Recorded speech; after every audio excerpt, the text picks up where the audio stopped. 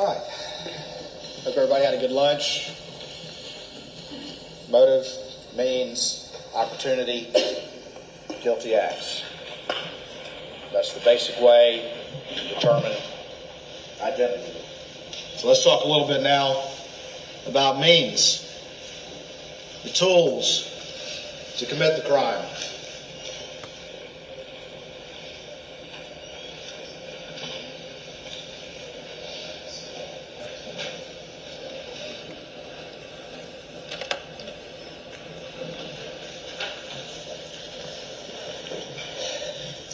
Family weapons were used to commit this crime. And this is forensic evidence that was presented to you.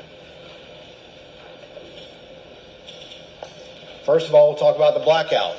And you've heard testimony that there were 2 blackouts purchased in December of 16.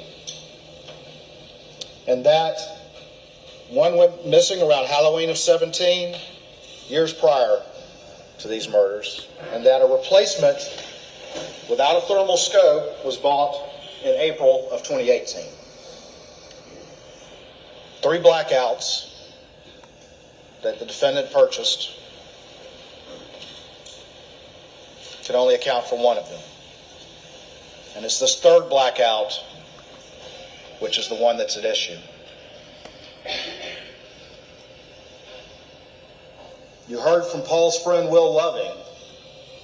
And first of all, let me say this. You heard the defendant in his various statements, and he's very concerned about saying that they didn't have a blackout. There was no blackout along with them, even though he slipped up once and said, yeah, we were out looking for hogs. And you heard from his law partners that do the same thing, saying, yeah, you can look for hogs in the daytime. Very, very concerned early on in the statements and saying they didn't have a blackout, they just had a .22 pistol. And he also said, eventually, he's like, well, I think I replaced it. Well, I guess I replaced it. I'm certain I replaced it if you listen to his various statements. Very vague and fuzzy about this 3rd blackout. Until the friends, Paul's friends, both of whom testified, but Will Loving in particular. And what did Will Loving say? The defendant said the gun went missing around Christmas time of 2020, but Will Loving said, no, I was with Paul. I was with Paul in turkey season, which is in the spring. I was with Paul in turkey season, and we sat out at the steps right outside the house that y'all went to today, right on that side entrance that goes into the gun room. And if you look down, you can see how they were digging a pond and how you could fire down in that area. And they set up some targets to sight it in. And we were shooting that other gun. We were shooting that other gun, that replacement gun. And it had a red dot sight on it. Not a thermal scope, but a red dot. A red dot, which is not good at shooting at night. But they were shooting it and sighting it in with the red dot, the tan gun. He was with Paul while they were shooting that gun right there. And what did Jeff Croft, who testified before you, find right there? Weathered cases, or casings. Weathered cases, right where Will said he and Paul were shooting that gun just a couple months prior to the murders.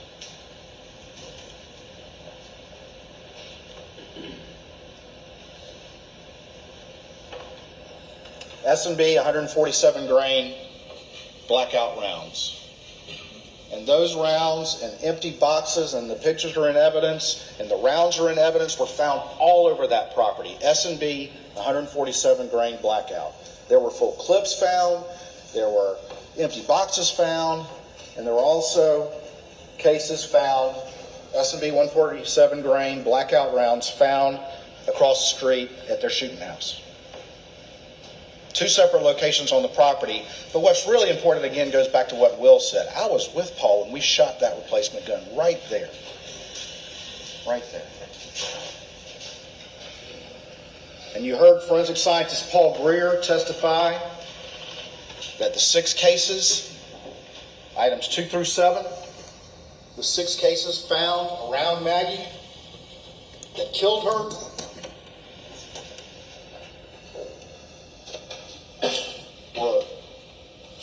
loaded into, extracted, and ejected through the same firearm that fired those weathered cases right outside the door where y'all went to today and at the shooting range across the street. A family blackout killed Maggie. It was present just a couple months prior to the murders. It's gone now. It's gone now.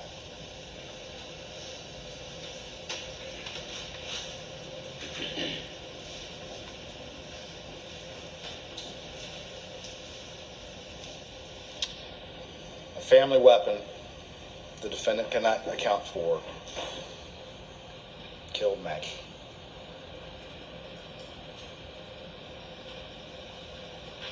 But what about the shotgun?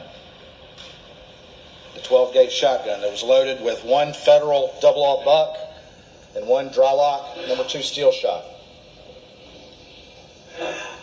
Well, first of all, you heard that the two weapons that Paul often favored and often carried were this shotgun right here and the blackout.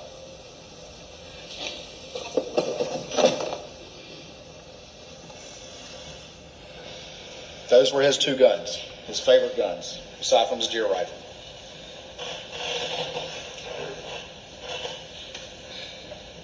The defendant had that gun with him when Daniel Green, the first deputy on the scene, showed up. And shotguns, as you heard, are a little bit different than rifles. And the conclusion there was that the two fired shells that were inside the feed room that killed Paul had class characteristics similar with that Benelli, Super Black Eagle 3, but insufficient individual identifying marks to either match or exclude it. That shotgun right there. But what else did you hear about the shotguns? Paul had this Benelli Super Black Eagle 3. That was his gun. Camo print, camo strap. Nolan Tootin, Nathan Tootin, Will Loving, Rogan, all identified that as Paul's gun. It's the one that Alec had. It's got Maggie's DNA and blood on the receiver. You heard from the DNA experts. And it was loaded with 12 gauge and a 16 gauge misloaded round. What else did you hear? You also heard about the Super Black Eagle 2.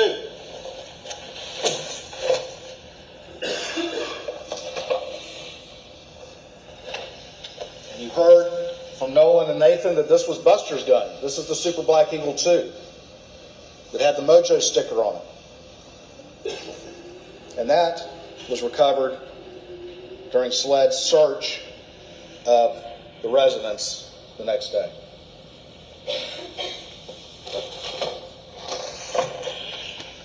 Well, what else did you hear? You heard from Nathan and Nolan that the defendant's favorite gun was a Super Black Eagle 1. Remember Nathan going through each one of these guns and how knowledgeable he was as to the differences between them? SLED search Moselle for every 12 gauge. No Super Black Eagle 1. Family weapons. Family weapons killed these victims.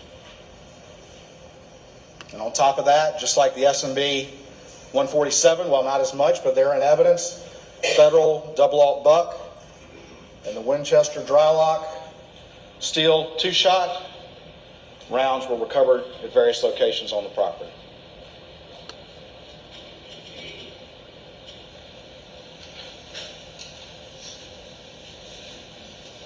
What does that mean?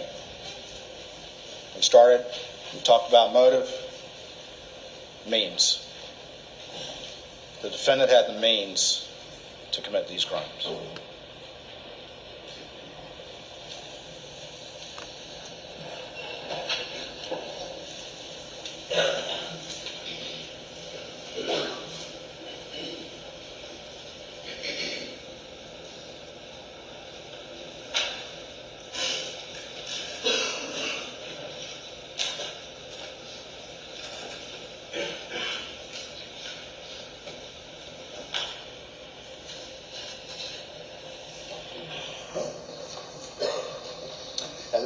case, I talked to you about some of the evidence that you would hear,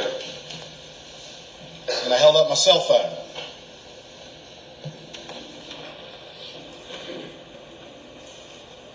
And there's been a lot of that evidence, but the last witness you heard in the state's case in chief was Peter Rudolph, and he went through that timeline. And what does it show? The gone motive means opportunity. Opportunity to commit the crime. And what does this timeline show? These are all the information, the various sources of information that were in this timeline. And let's look at what it shows. First thing right here is that the defendant arrived at Murdaugh at 6:42. Now, I'll say one thing. You've heard a lot of testimony about what he said about times. What time he got home, what time he went to the office, how long he was at Alameda. Certainly, people can have some variability in assessing that. But he almost never was right. Almost never was right. 6:42, he arrives at Murdaugh. Paul, according to his extraction, gets there about 7:04. And about 7:03, we see the defendant steps registering on his phone. And then, over the next 30 minutes or so, we see a symmetry, general symmetry between the steps between Paul's phone and Alex's phone, as he described, walking the property. At 7:39, we have creation of the Snapchat video that had the clothes on it.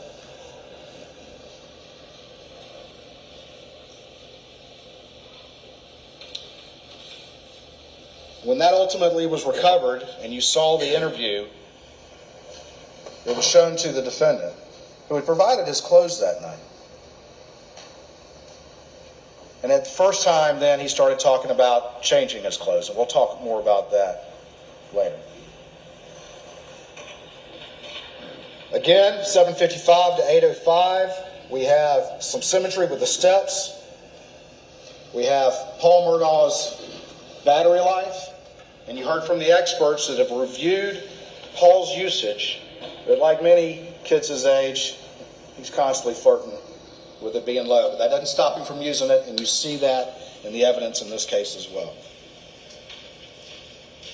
7:56, again, that's when Paul sends the Snapchat to his friends. And then at 8:08, we see Paul leave the kennel area at 8:06, and 8:08 make his way down to the residence.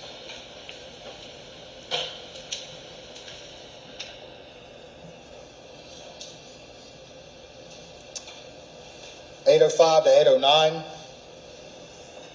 Around that time that Paul is getting there at 8:08, that's the last step activity on Alex's phone. And it's the last step activity until 9:02, which we'll talk about in a minute. Alex's phone pretty much goes with no activity for that time period. And also he has no cell activity from 6:52 to 9:04, which is right in that time period we'll talk about in a little bit.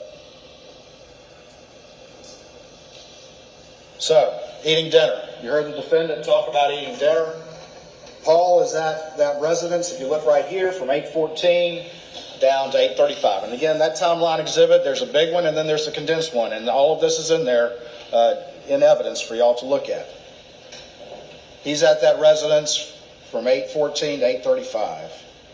Now, the defendant, again, despite having a photographic memory, a new photographic memory about things that he told y'all that people are hearing for the first time, still can't remember specific things about Maggie's activities, as to when Maggie arrived, as to what they talked about.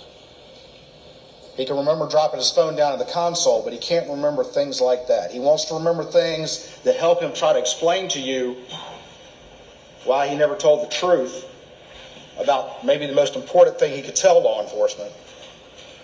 But he can remember very specific details. He still gets this wrong. But she arrives at 8:17 and Moselle, they're already there. How do we know that? Because her cell phone disconnects from her Mercedes at 8:17, and that's when she starts showing steps. And Paul, what's he doing? He's still using his phone like always. We see the battery life, but he's still sending snaps, receiving snaps, bless you. He's sending to his friends, all these friends right here. He's receiving these snaps all during that time from 8:17 to 8:30, continuing to communicate with his friends, using his phone like always. And then what happens? About 8:30, Maggie's phone registers some steps. And consistent with that, consistent with her and Paul going down to the kennels, riding down to the kennels, we see Paul's Murdaugh phone start showing steps. And then down here at 8:38,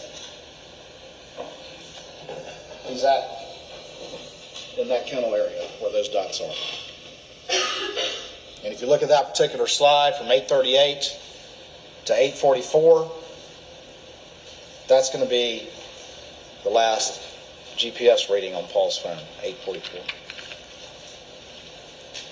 You heard from Rogan.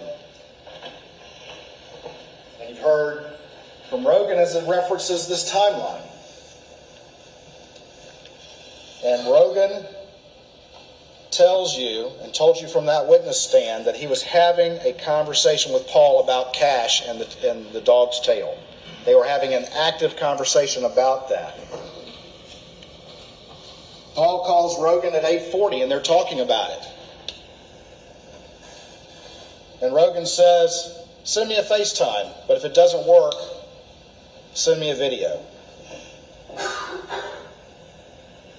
At 8:44, 4 minutes and 14 seconds, we have right here the FaceTime, but it only lasts 11 seconds. And then at 8:44:55, that's when the kennel video was recorded, the last 50 seconds. At the beginning of this investigation, as you'll recall the testimony, they didn't have Paul's password and couldn't get in. And you heard in the defendant's August 11th statement that when he was asked about Rogan saying he may have heard Alec on the phone during this time, he said, well, I'd be surprised if that were the case. Because law enforcement didn't have this kennel video. They didn't have this kennel video until April of 2022, when Paul's phone was finally unlocked. And that changed everything. Why did it change everything? Opportunity. Being at the scene of the crime when the murders occurred. Opportunity. And more importantly, exposing the defendant's lies about the most important thing he could have told law enforcement. When was the last time I saw my wife and child alive? Why in the world would an innocent, reasonable father and husband lie about that? And lie about it so early? He didn't know that was there. And he could always say, well, Rogan must be mistaken. I'm surprised. Not if my times are right, was what he said. Rogan told you, I was expecting that video right there. That was supposed to be the next thing that happened. Send me the video, because we were worried about Cash the dog's tail. He talked about how his girlfriend was going to call a veterinarian, or she had some association with one. There was an active conversation going on right then and right there. And what's going on still? Paul's still also texting his friends. You might recall that in an opening statement, the defense counsel said, oh, he was texting after that video for 10 minutes. It's not for 10 minutes. It's for barely a minute.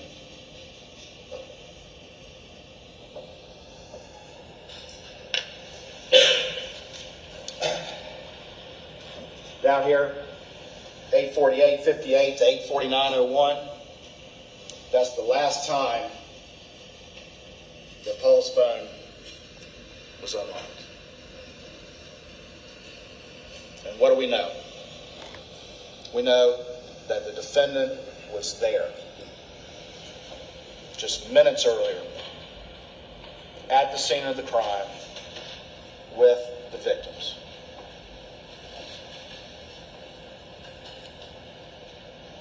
At 8:49:01, Paul's phone locks. He never sends that video to Rogan. You heard Rogan say that when he watched that video. You heard him say, that's the video I was supposed to receive. That is the video that my friend was supposed to send to me. And he never did.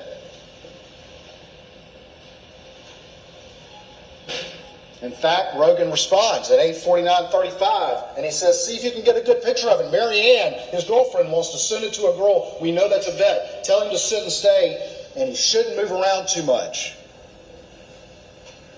Even though this is an active conversation with Paul, who you heard from multiple friends, was one to respond and use his cell phone, Paul never reads it. Paul never reads it. What happens at 8:49:31? We're 8:49:01 for Paul, 8:49:31. Maggie reads Lynn's response to the group thread about Mr. Randolph, and then her phone locks forever. It was never unlocked again until it's recovered the next day.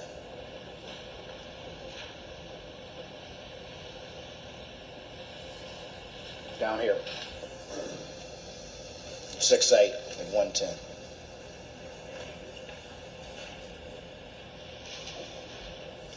$8:49 for both of them.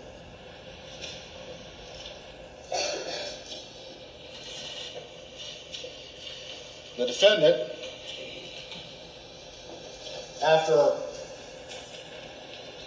hearing multiple individuals of his family and friends and law partners get on the stand and listen to that video and say, that's him on that video, got on the stand for the first time and said, okay, I was there. He was forced into doing what he does all the time, and that's coming up with a new lie when he's confronted with evidence he can no longer deny. And the only reason he did that is because all those witnesses at that witness stand said, yeah, that's him. He's there. Why would he lie about that, ladies and gentlemen? Why would he even think to lie about that if he were an innocent man? Why would he even think about that? But he got on the stand and he told you a story, and we're going to talk more about that story in a minute. But his story was that he didn't want to go down there, and then he went down there, and he went down there really quick and got carried the chicken and went straight back, and he can't remember anything about what he talked about with Maggie. He can't remember their conversation at dinner, but he's dadgum sure about the fact that he went down there and went straight back. But even if you give him the benefit of the doubt, his story doesn't make sense. Because that kennel video is 50 seconds. It's over at 8:45:45. Even if you give him the benefit of the doubt that he could take care of the chicken and maybe the fastest dog and chicken chase ever, and put that chicken up and not say a word to Maggie and Paul and get on that golf cart and drive all the way back to the house, where does that put you? It puts you right at 8:49. At which point he claims he went inside and he managed to doze for a second. And then he's up at 9:02, perhaps the quickest nap ever. It doesn't make sense, ladies and gentlemen. It's a new story to fit facts he can no longer deny. From a person who, not a single person who was close to him knew who he really was. Not a single person close to him hadn't been lied to by this man. And I will submit to you that this one is the most blatant one yet. And we'll talk more about that in a second.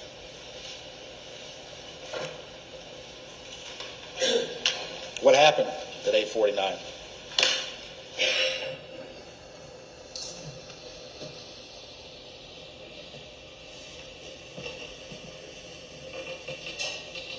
Y'all been to the scene. That feed room door is probably a bit tighter than this. But you saw the evidence from Kenny Kinsey and all the rest of them that clearly Paul was in the middle of that feed room. It's a kill zone. Nobody in there with him. He's in that room. No defensive wounds at all. His hands are down. And he takes that shot, buckshot to the chest. And any person who did that would probably think that took care of business, because this buckshot, but for some reason he was canted this way and it went through. It was 1,000,001 shot. That it didn't kill him.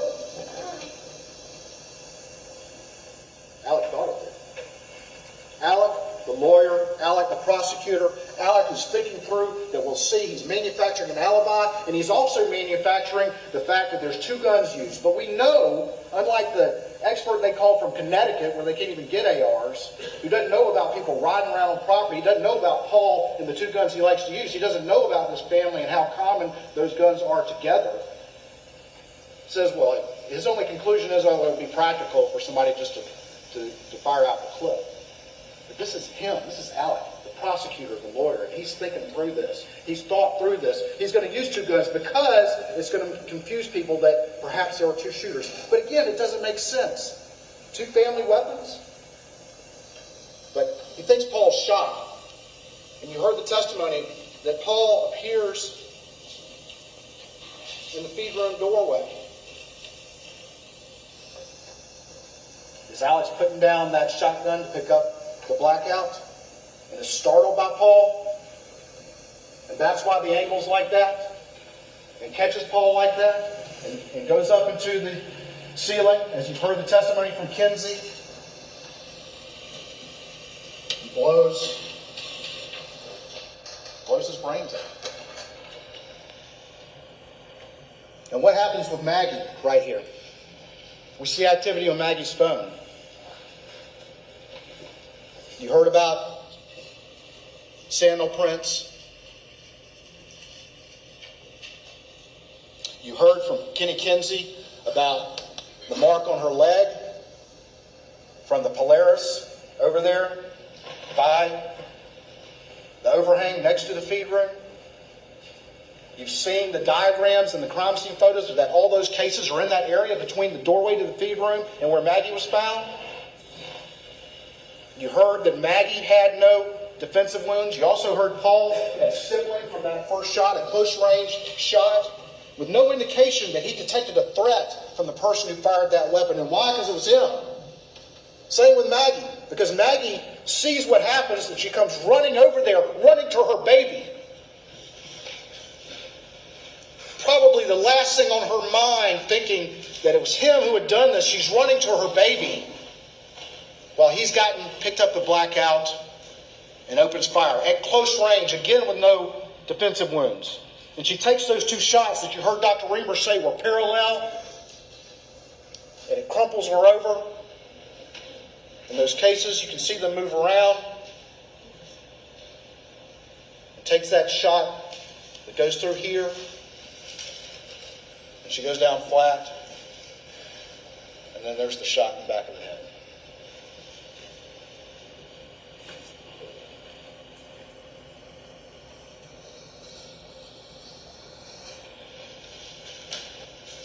Malice? Is that malice, ladies and gentlemen? Is that malice to do that? Is that intentional harm to another with a bad intent, with an evil intent to do those things? Clearly, I submit to you. Clearly, it's malicious. Clearly, it's malicious.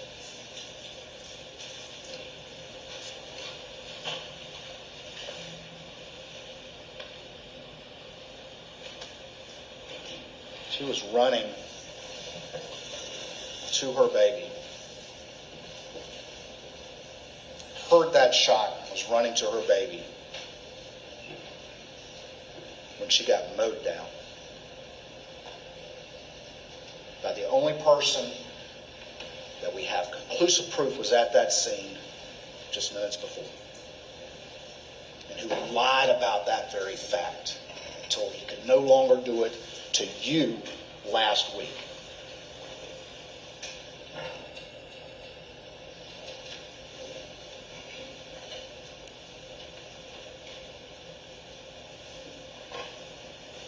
Alec told you he went down there in the golf cart. We'll talk about this in a little bit, but they had their expert come up here with the 5'2" people and all the rest of it. Be sitting in a golf cart. But he comes up in the golf cart. But what we don't see, as I said before, is any activity on his phone until 9:02. That the crime occurred around 8:49 to 8:53. Down there at the feed room, State's Exhibit 516. It's just a diagram. Remember that Roger Dale Davis did about kennels and the hose there and how it wasn't put up the way he would put it up? If you're going to wash off real quick, what better place to do it? The water, the pictures of the water in States 199 and 190. It wouldn't take long to strip down and wash yourself off. Get in that cart and head back to the house. And then at 9:02, the defendant over there, who wouldn't even admit until forced to that he was even at the scene, all of a sudden, he is as busy as he has ever been. 9:02 to 9:06, 283 steps. 9:03, we see the system start up on the car, and that could mean that he's close by the car. Has he returned with Maggie's phone and placed it in that car? And then what do we see from 9:02 to 9:06? Not only is he 283 steps in that 4-minute period, but he is making calls like crazy.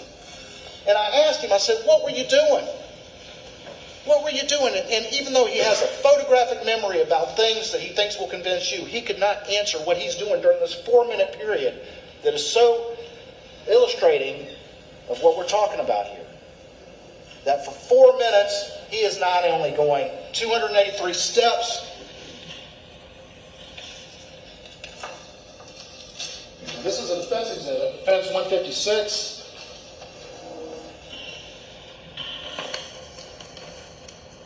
.283 steps, and they put in the distance. We heard that the distance isn't as accurate, but it illustrates the point. That's 208 meters.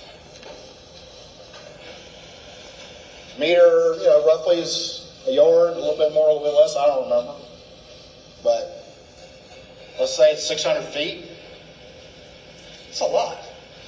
And he couldn't remember what he was doing. I asked him, you been on a treadmill? Were you doing jumping jacks? What were you doing at the same time you're calling all these phones? Why is he calling multiple times? We can see right here. He calls Maggie. He calls Randolph.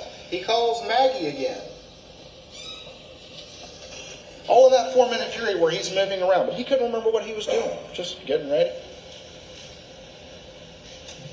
Is the prosecutor, the lawyer, manufacturing his alibi? because he knows he's got to get to Alameda quick. He's got to compress those timelines, and that's exactly why he knew to lie about being at the kennels to start with. He's got to compress those timelines so that it would convince whoever down the road that he couldn't have done it. He's got to compress them. And that's why he's doing all that right then and there. System startup, 9:05:56 in the Suburban. And then, this is interesting, Maggie's phone has that orientation change to portrait 2 seconds before Alex's second call goes in to her phone. If it's some random vigilante who knew to hide out there and counted on Family Guns being there, did he have ESP? Did he have ESP to move that? Or was that Alec turning the phone as he got to the Suburban, checking as he manufactured his alibi that it was coming through? And we saw how quickly out of the gate when law enforcement arrived and in his first interview, how he's immediately referring to his phone. And besides that, you've heard about Alec. You heard from witnesses. He went down to the kennels, but he didn't take his phone. Is that also the lawyer and the prosecutor making sure his phone was not with him when he went down there? You heard testimony it would be unusual for him not to take that phone down to the kennels.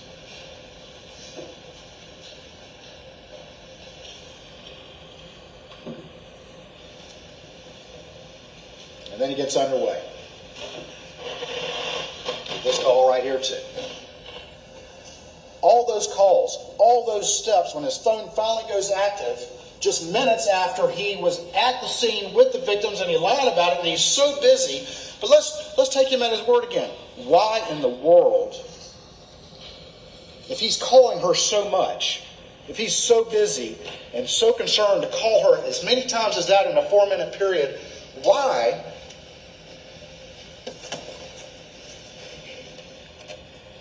would he not just drive by the kennels? Why would he not just drive down there? Just say, hey Max, I'm going to Alameda. What you guys doing? Hey Paul, you want to go? Why is he so busy and making so many calls but doesn't drive the less than a minute down there to see what they're up to? Why would he not do that? And you've heard testimony from Marion. You even heard it from the defendant's own mouth about whether or not Maggie was going to go with him to Alameda, that Alec had actually asked her to come home that night, which he denies, and said in his statement that he found out later that that was the case. But you saw the text from Blanca, and you heard from Marion that Alec wanted Maggie to come home that night to make sure of it. Malice? With all of that, why would he not just turn and drive down there? He was just there in the golf cart. Why would he not drive down there? Why is he so anxious to have missed calls with her and he was just there and not drive down there? About the same general time period that he lied to until he tried to tell you what he told you from the stand last week.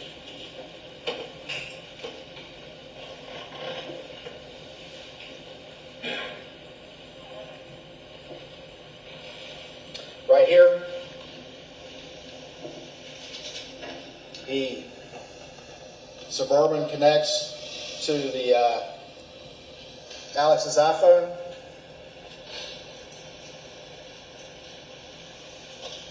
He calls Maggie at 9:06:52, and he's getting in the Suburban right at that time.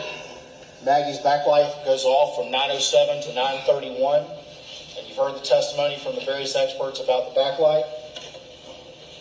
And then he leaves Moselle Road at 9:07:06.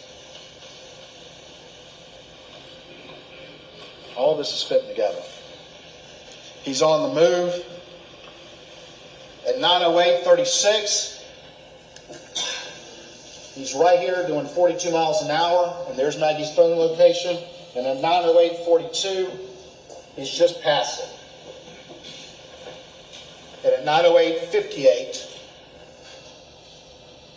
just 20 seconds after he's almost at that location, he texts Maggie's phone and says, "Going to check on him, be right back." That text was unread. Now,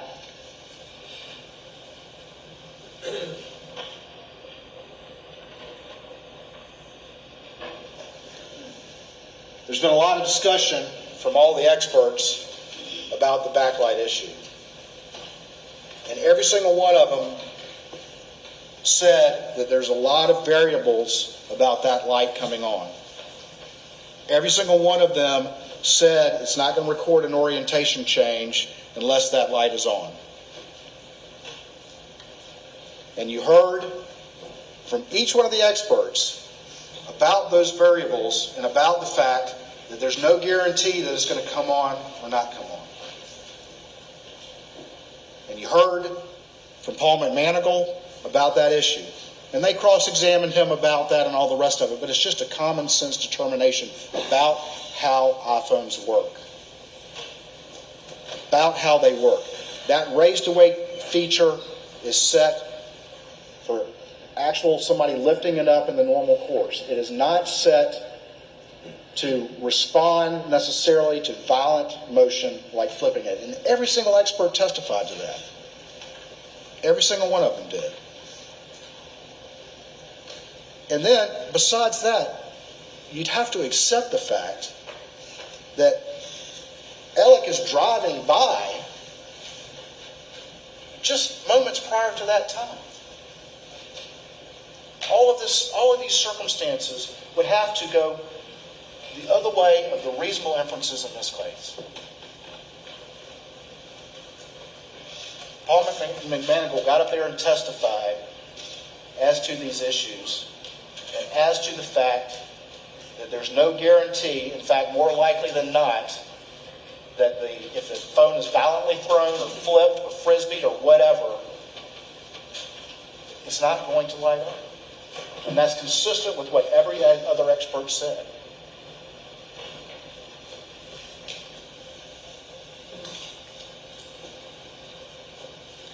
(9:07 to 9:22). The defendant's on the way to Alameda, and you heard testimony from Mr. Rudolph about this, from Agent Rudolph.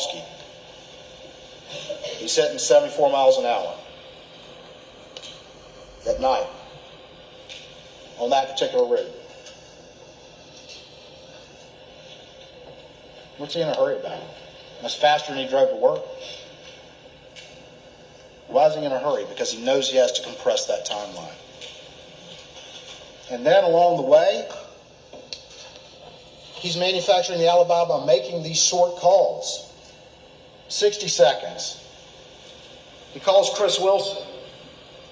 He calls John Marvin. Chris Wilson calls him back. He's on the phone the entire way. Does he say to any of them, "Hey, I can't get Maggie on the phone"? Say anything like that? They're very short. He doesn't talk about much. And then we get down here at 9:20. There's a 131-second call, which means that call is over at 9:22:45. And that's also when we see the vehicle go into park.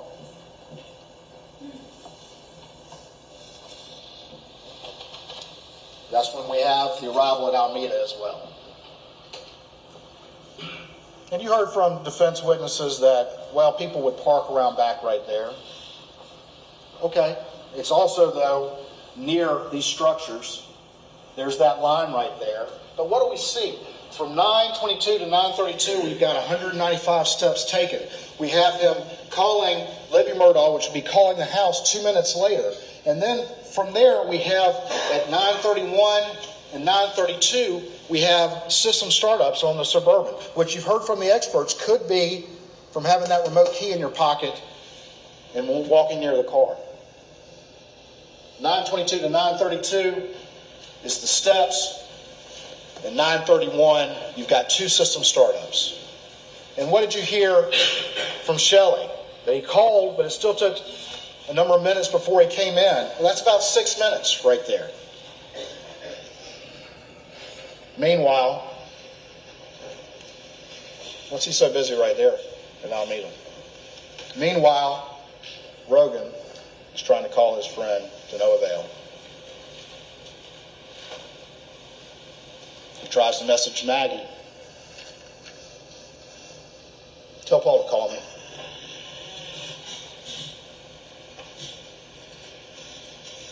Neither one of them can respond.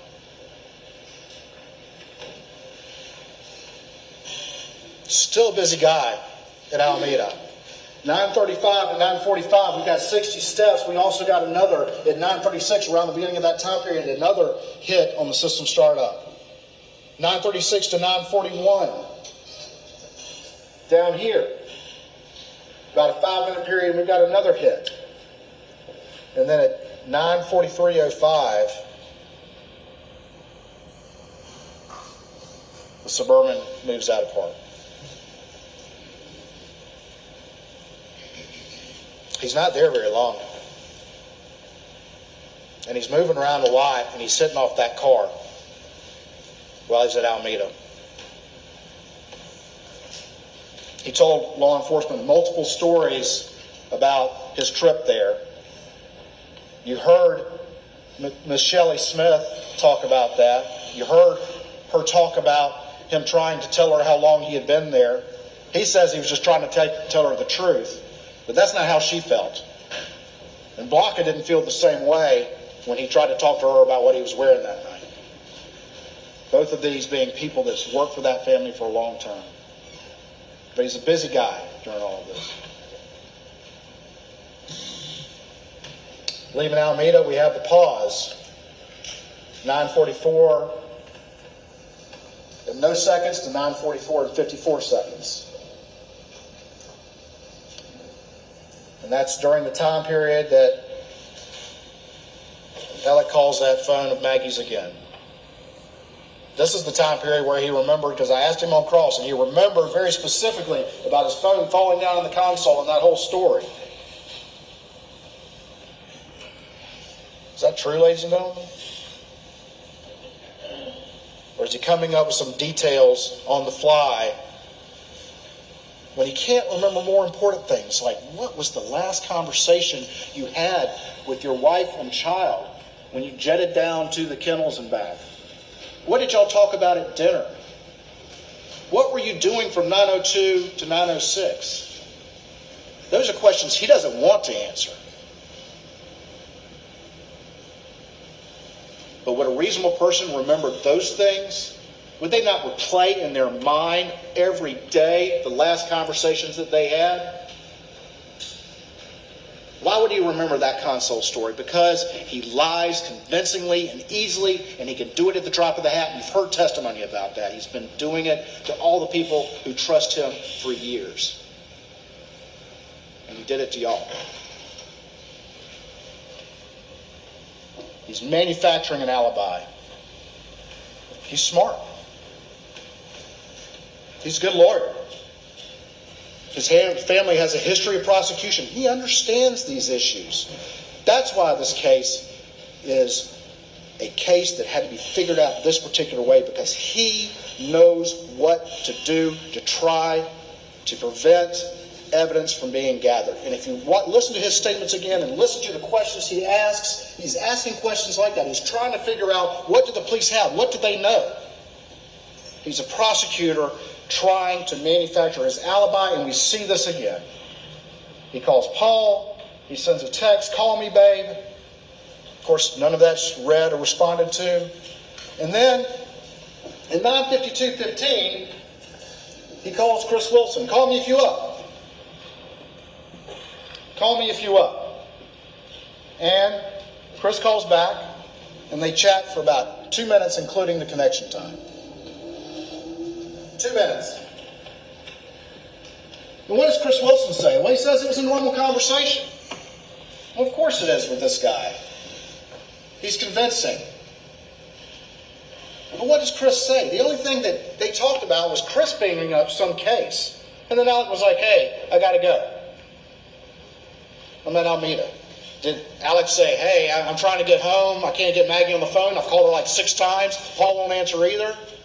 Did Alex say, he said, call me if you up. Did Chris say that Alex said, I got to ask you a question or let's talk about this? No, Chris brought up some case and it was mundane. It was mundane. It's manufacturing an alibi. He's calling anybody who will answer the phone for these short conversations. And it's one of the first things out of his mouth in the first interview. Look at my phone. I called this person, I called this person, I called this person, I called this person. He's manufacturing this alibi. Also, throughout all of this relevant time period, you see from the Dillon Hightower extraction, you'll see that over and over again, all these call logs that are deleted from the extraction. They're deleted, which occurred on June 10th. What's up with that? On the way back,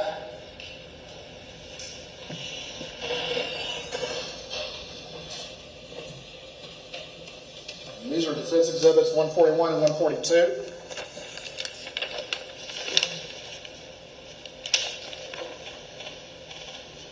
Rolling pretty heavy at 75 to get there. And I'm sure the defense will point out that 80 miles an hour was a peak. Still running pretty good there. What's he in a hurry about in the dark? Doing 80 miles an hour at 9:51:42,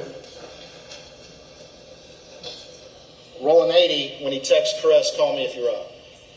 His peak speed when he's texting me. 10:01, he arrives at Alameda, and this is going to be important. Rogan, of course, is trying to call Paul, and he texts Paul, yo, which is unread, but hits Paul's phone. And then he gets to, says Alameda. Sorry about that. That's obviously back at Moselle. He gets there. He's shifting in and out of park from 2200, which is 10 o'clock, to 10:01:43. He's calling Maggie at 10:03:58. And then at 10:05:06, he leaves for the kennels. At 10:05:57, he arrives at the kennels about a minute later. Make it a minute in a Suburban. How long is it going to take in a golf cart?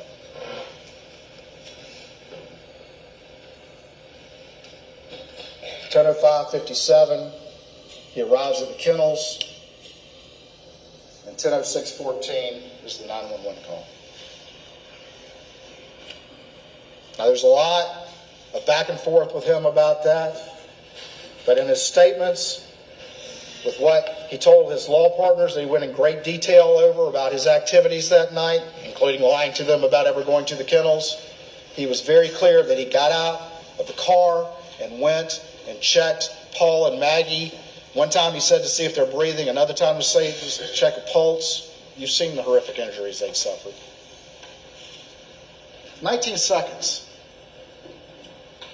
Is that enough time for a surprised human being to come across that scene, process what they are seeing? Get out of the car. Go over there. Check both those bodies and then call 911. He's changed the story now yet again because he's confronted with this evidence. The reason why it's so quick is because he knew exactly what scene he was going to find. 19 seconds.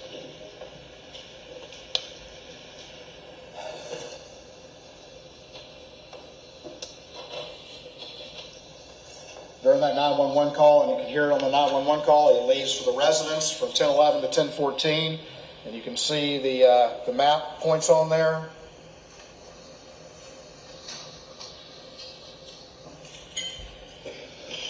Those are the speeds on the Suburban on those trips. Took just under a minute, doing 35 and 30 miles an hour. So think about that when you go back to his story about a casual trip down to the kennels in the golf cart. And you look at his times that he's trying to convince you of.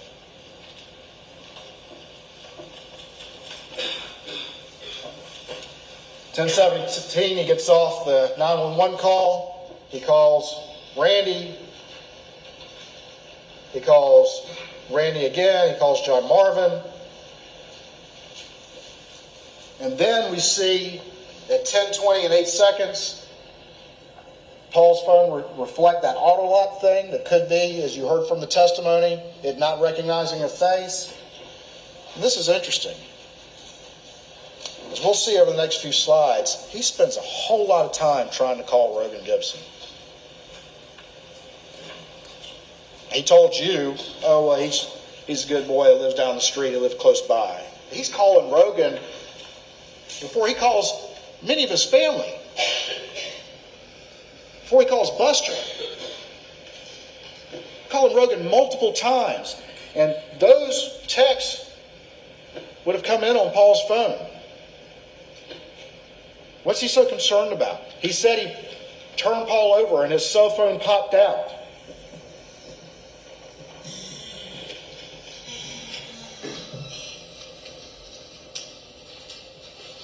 This is a sealed exhibit. I'm not going to name it. Popped out. Manufacturing an alibi, concerned about the evidence. Worried about what Rogan may have known or may have heard. I'll put it down. Can I have this back, please?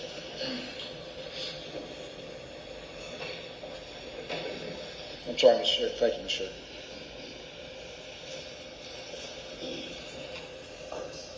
There, 10:24. iMessages, call me, 10:25.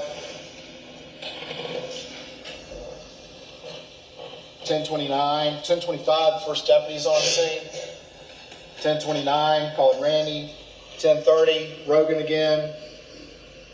And then finally at 10:34 is when Paul's phone powers off.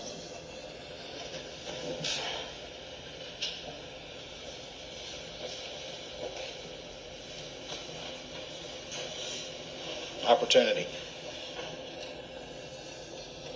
Motive, means, and opportunity.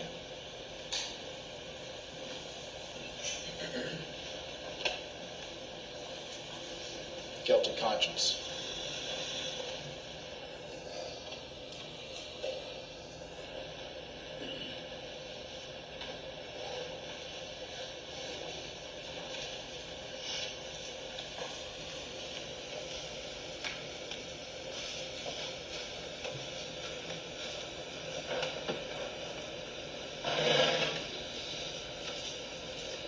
I've already kind of talked about these, so I'm not going to belabor the point, but you heard from Blanca Simpson.